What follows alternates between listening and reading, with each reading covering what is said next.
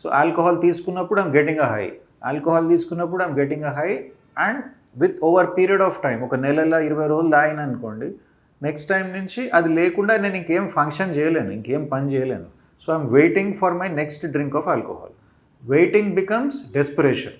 Desperation అంటే ఏది ఏది ఏది టైం అవుతుంది ఇంకా తాగలేదు.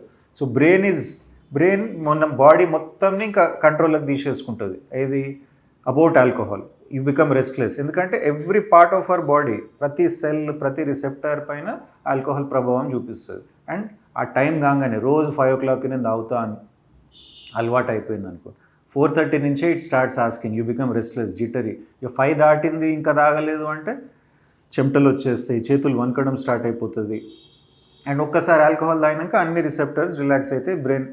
బట్ మర్చిపోతుంది ఎంతోమంది, వాళ్ళకి తెలియని విషయము, లేకపోతే వాళ్ళు బ్లైండ్గా డ్రింక్ చేస్తూ కంటిన్యూ చేసే విషయము, డినయల్ ఉంటారు కొందరు, నాకేమవుతుంది అనే విషయం ఏంటంటే, నీ లివర్తో పాటు kidneys, brain, heart, every part of your, every organ of your body is ruining. అంటే ప్రతి ఒక్కటి ఖరాబ్ అయిపోతుంది.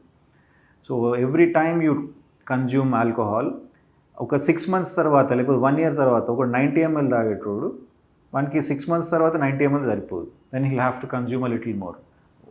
ఇది 2 quarters తాగాల్సి వస్తుంది, 3 quarters తాగాల్సి వస్తుంది 3 ఏళ్ళ తర్వాత.